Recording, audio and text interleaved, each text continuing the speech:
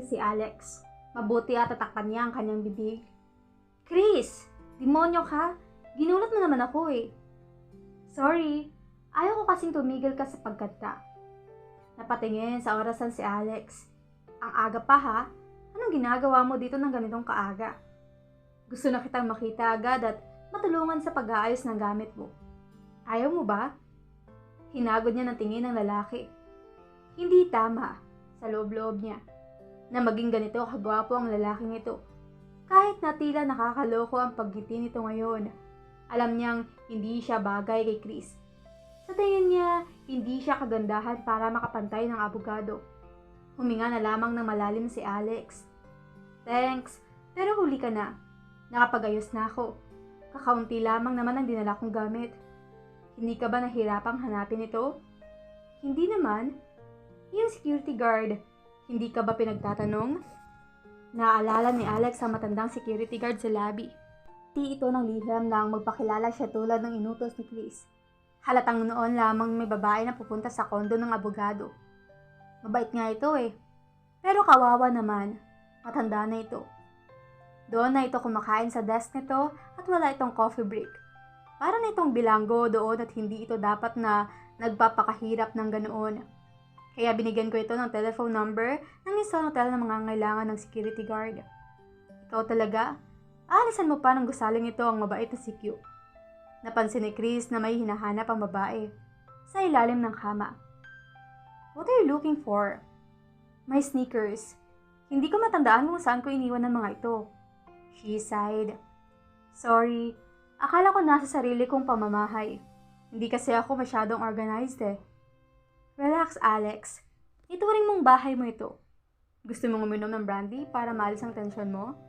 Maya na pagpakakain, maliligo muna ako. Sige, habang naliligo ka, magluluto ako para malaman mo kung gaano ako kasarap magluto. Nagluto ang lalaki ng adobong pakpak ng manok. Sopas na miswa at patola. Nagsalad ito ng pipino. Nakiliti si Alex. Ipinagluto siya ni Chris. She imagined them dining together by candlelight, with wine and roses, at nagsusubuan sila ni Chris. Kinabukasan ng gabi, nagatad sila ng party. Isang charity party to raise funds for a charity clinic sa slum sa Tondo. Itinanghal ito sa top floor ng opisina ni Chris. Mayayaman ang mga dumalo dahil sa magagarang mga sasakyang nakaparada sa premises ng building. Matapat ang elevator sa palapag kung saan naroon ang law office ni Chris. May mag-asawang sumakay dito. May edad na ang mga ito. O Chris, panyero, ikaw pala. Tinapik ng lalaki ang balikat ng abogado. Maputi na ang mga buhok nito. At sino naman ang napakagandang babaeng ito? Ikinawing ni Chris possessively ang bisig nito sa bewang ni Alex. Sweetheart, ito ang senior partner ng law office namin. Attorney Noel Garcia. And his wife, Cora. Nagdaupalad sila. At siya si Alex, the best thing that happened ever in my life. Patuloy na pagpapakilala ni Chris. Mukhang seryoso na ito ha, ani Attorney Garcia. Akala ko si pamula ng dalaga. Nang makarating sila sa top floor, ipinagbilin ni Noel ang misis nito kay Chris. Maghanap kayo ng pwesto at may kakausaping lamang ako. Tila natatarantang wika na matanda. Na naman? Inis na sabi ng asawa nito. Ikaw talaga, oo. Pero nawala na si Noel at hindi malaman kung saan nagpunta. Tinanaw ni Chris ang senior partner nilang ng palayo na ito. Hindi sila ganoong close pero okay naman ang working relationship nila. Nagtatalo sila sa ilang bagay paminsan-minsan. As the party progresses, Alex started analyzing each guest. Sino yung kalbong yun? Tanong niya kay Chris. Caleo or Crisostomo? Bakit? Mukhang hindi na nito gusto. Masama ang tingin sa'yo. Palagi kasi itong talo kapag kami ang magkakatunggali sa hukuman. Natawa si Chris. Hindi ko din ito gusto. May naupong mag-asawa sa tabi ng mesa ni na Alex. May mas bata kay Chris ang mga ito. Nasa mid-20s marahil. Nalaman ni Alex na anak ni Noel Garcia ang lalaki na isa ring abogado. Si Paulo Garcia at ang asawa nitong si Kimberly. Nahalata agad ni Alex na malamig ang pagtitinginan nila ni Chris at ni Paulo. At mukhang weakling ang anak na ito ni Noel Garcia. Gusto mong magsayaw o uminom? Tanong ni Chris kay Alex. Let's dance? I want to ask you some questions. Isang old sweet tone ang tinugtog. Chris drew Eleanor. Tungkol ba kay Paulo Garcia ang itatanong mo, Alex? Yes. Maliban sa inggit, ano sa palagay mo ang dahilan at hostile ito sa iyo? Binara ko ang pagpasok nito bilang junior partner sa law office. Ha? Pero nakita ng founding partner ninyo. Kahit na, he is not qualified. Masisira ang reputation ng opisina. Alam ba nito ito? Ewan, siguro. Baka sinabi ng papa nito. Huwag mo naman kasing asahan na lahat ng tao ay kasing talino mo. Iyan lamang bang nakikita mo sa akin? Heto nga't panay ang lambing ko para magmukhang patay na patay ako sa'yo kahit na gusto na kitang sakalin. Gigil na sabi ni Alex. Hi, Attorney Villanueva. Mukhang hindi ka nakabakante ng matagal. Anang isang may edad ng lalaki na may kasayaw ng napakaganda at napakasexing babae. Alex felt Chris tense in his arms. He looked at the man with open hostility. At kapansin-pansin din ang hostility ng babaeng kasayaw ng lalaki. Ang pagsimangot ng babae ay nagdulot ng katigasan sa malamaynikan nitong beauty. Alex became alert. Tinanguan ni Chris ang lalaki. Kumusta dyan? Hi, Ella. Yun lamang at hindi na pinansin ni Chris sa mga kausap. Pero sumayaw ang dalawa para mapalapit kina Chris. Naibento namin ang aming mga properties sa Ayala Alabang. Pagyayabang ni Ella. Kaya nagsaselebrate kami. Nang nakaupo na sila, napansin ni Alex na panay ang tingin ni Chris kay Ella. Ang babaeng pinalitan niya kuno. Sumama ang loob niya nang mapansing nakatuon ang atensyon ni Chris dito. Inisip ni Alex ang dahilan kung bakit siya nanoon. Trabaho. Trabaho lamang at hindi siya dapat magpadala sa kung ano-anong tribal matters. Naisipan ni Alex na magpunta sa ladies' room. Natatan niya doon ang ex-JF ni Chris. Inirapan niya ang babae. Inirapan siya ng babae. Hindi naman siya pinansin ng babae hanggang sa lumabas ito. Wala namang nagsabi sa iyo na madali ang trabahong ito, hindi ba? Tanong niya sa kanyang reflection sa salamin. Anong sinabi mo? Tumingin sa likuran niya si Alex at nakita niya doon ang bagong pasok na asawa ni Paulo Garcia, si Kimberly. Kinakausap ko lamang ang sarili ko dahil napaka-boring ng party. Ani Alex. Tatanungin sana kita tungkol sa opinion mo sa pamilya namin. Pero if you're not talking now to yourself, baka nasisira na din ang ulo mo tulad ko. There was so much bitterness in her voice. Parang you don't like your family. Sila kasi ang nagpapalakad sa buhay ni Paulo. Ayaw nitong maging lawyer pero pinilit ng parents nito. Hindi to naging successfully yung tao sa profession nito. Matindi ang hinanakit sa tinig ni Kimberly Garcia. Kung gusto mo, mag-lunch tayo minsan para makapag-usap ng matagal-tagal. Ni Alex. Why not? Sabay silang nagbalik sa party. Kasayaw ni Chris si Ella nang mabalik si Alex. Nang sila naman ang nagsayaw, hindi kumikibo ang dalagang detective. Mabuti naman at naalala mo pang may kasama kang nagpunta dito. Nagseselos ka kay Ella? Kay Miss Vampira? Hindi tumawa si Chris. Pero gusto kong magselos ka. Hinapit ng abogado si Alex sa dibdib nito. Nakasunod-sunod ang tugtuging sweet kaya hindi na sila nakapaupo. They kept on dancing. He places her hand against his chest, near his heart. His own hand caressed her neck. Nakikiliti na ako, Chris. Huwag mong sobrahan ng pag-arte. Hindi ako maarte. I want you to feel that I love you. This is a business deal. Nothing more. That's not true, Alex. Hindi na totoo iyan mula nang maglambitin ka sa akin sa health club at pumayag kang halikan kita. His hand kept on caressing her nape. Oh, Chris. She felt a longing for him that she could not define. Gusto ni Alex ang mga daling iyon. Gusto niya si Chris at ang intimacy na namamagitan sa kanila. Napakatagal ng panahon na pinabayaan niyang may lumapit sa kanya ng ganito. Matindi ang nadama niyang pananabik at pangangailangan. Lalo na sa mga sandaling iyon. Nadinig ni Chris ang paghinga na malalim ni Alex. May nakapagitan sa kanilang mga kasuotan, ngunit nadama niya ang heat na nagmumula sa katawan ng kasayaw. Higat na masarap ito kaysa sa nagtatalo. Masuyong wika ni Chris. His lips caressed her face.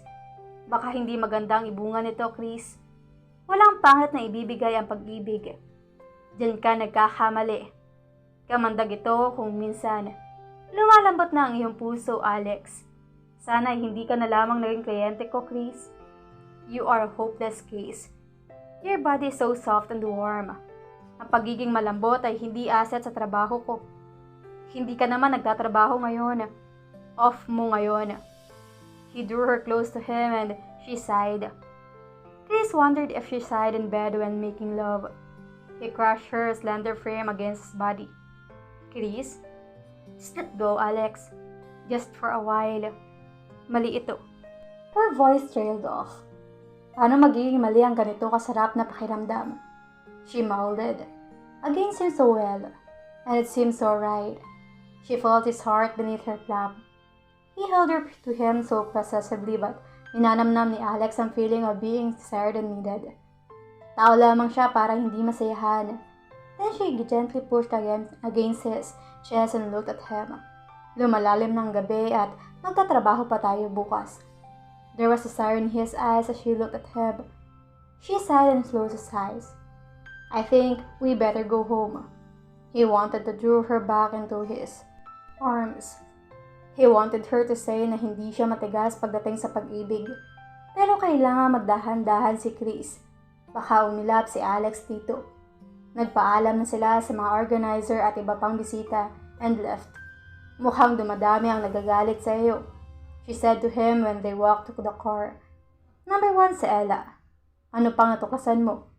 Na hindi pala gusto ni Paolo ang maging lawyer at pinilit lamang ito ng parents nito. Hindi din ito interesado to join your law firm.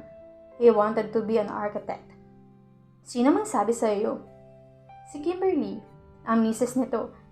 Nagkausap kayo? Oo, sa ladies' room. Bakit? Ako, matagal ko nang kilala ang babaeng iyon pero she never talks to me. Hindi sila masaya ni Paolo dahil pinapakilaman sila ng mga parents ng lalaki. Lalo na daw si Noel Garcia.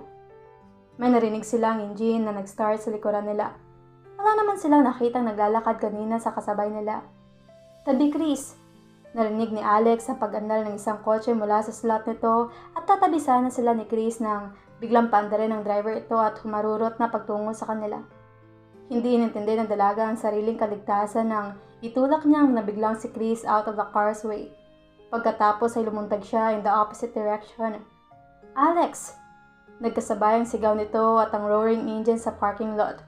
Nakaramdam ng kirot si Chris sa kanyang tagilira nang sumadsad ito sa hood ng isang kotse. Ngunit hindi nito ininda. Nakita nito si Alex na mawala ang dalaga behind the car racing up the exit ramp. Tinakbo nito ang dalagang noon ay nakahandusay cement floor. Nakuha mo ba ang plate number? Hindi. Ikaw ang naisip ko, Alex. Akala ko ba sabi ng blackmailer na kailangan ka lamang umalis sa trabaho? Kailangan ka lamang umalis sa trabaho. Hindi nitong sinabing papatayin ka kung hindi. Hindi ko gusto yung biro mo, Alex. Pero mukhang papatayin ka nga nito. Muntik ka nang mapahamak nang itulak mo ko. Trabaho ko iyan. Para mag-investigate pero hindi para maging bodyguard ko. Ah, ganun ba? Hayaan mo sa susunod na may sasagasa sa iyo, tatabi ako at sasabihin hindi kasama ito sa trabaho ko. Nagasgas ang tuhod ng dalaga at napunit ang gown niya dahil napaupo siya sa semento. Napansin niyang nakatitig sa mga hita niya si Chris. Nagalit siya at para tumahimik, dinihag ni Chris sa mga labi niya. They felt a different passion, hot and aching. He explored her lips, thrust his tongue and dipped into her mouth and lost himself. Sa pangalawang pagkakataon sa loob ng ilang minuto, nadama ni Alex na muling bumigay ang mga tuhod niya. Need so long denied overwhelmed her and made her grip his shirt in panic and desire. Ito lamang dahilan kung bakit hindi niya magawang kumala sa lalaki. Paniniyak niya sa sarili. Hindi si Chris ang hindi maaaring siya. Wala kang karapatang gawin niyon.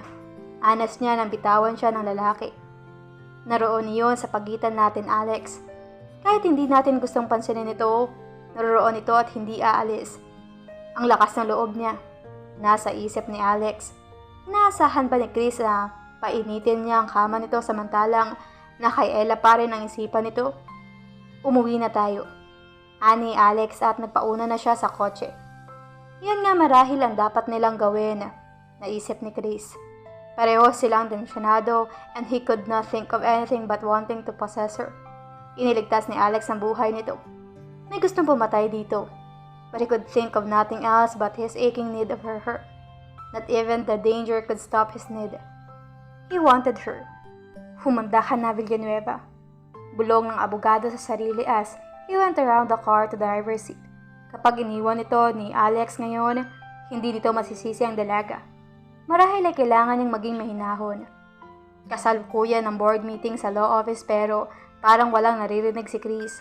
Nakatingin ito sa kawalan at malalim ang iniisip. Anong resulta ng Canlas case, Chris? Tanong ni Noel or Garcia. Chris, may kumalabit sa abogado kaya napatingin ito kay Noel. Sorry pero iniisip ako ni... Ano ito? I was asking you about the Canlas case. Magkakaroon kami ng out-of-court meeting ng mga lawyers nila. Pero wala pang linaw. Please attend to this case, Chris. Mahalaga ito at makapangyarihan ng opposite side. Alam ni Chris ito dahil may kaugnayan sa Oragon Group ang kalaban nila. Pero ayon kay Alex, hindi ang Oragon Group ang nagpapadala dito ng blackmail note. At naniniwala na din si Chris. Lalong naguluhan ang isip nito na maalala si Alex. Natapos ang meeting nang hindi nito namalayan. Lumapit dito si Attorney Garcia at tinapik ito ng matandang abogado sa balikat. May problema ka na, Chris? Wala naman. Pagod lamang ako. I understand. Baka kailangan mong magbakasyon kahit sandali. Nakonsensya si Chris na makita ang concern ng matandang abogado. Alam niyang madalas silang magtalo pero mabait naman si Attorney Garcia. Marahil ay kailangan ipaalam ko na sa iyo ito, Attorney Garcia. May nagbablackmail sa akin. Good Lord. How? Why? Hindi ko alam, pero hindi ko maaaring sabihin sa iyo ang mga detalye. Baka makaapekto sa pagsisiyasat. Ipinagbibigay alam mo na ba ito sa pulisya? Hindi. May inupahan akong private detective. Ang pamamaraan ng blackmailer ay magdadamay ng inosenteng mga tao at ayaw ko matunugan ito ng media. Dumilim ang anyo ni Chris. Ngunit hindi ko alam kung maililihim ko pa ito. Kagabi, nang nasa parking lot kami ni Alex, pagkagaling sa party may isang nagtangkang nasagasaan ako. Ano? Napaurong si Garcia at napapikit sa gilid ng mesa. Nabutla ito at napatingin sa kawalan. I don't know what to say, Chris. God, kumusta si Alex? Halatang rattled ang matandang abogado. Natumba siya at nagasgas ang kanyang binti at napunit ang gown niya. But she's okay now.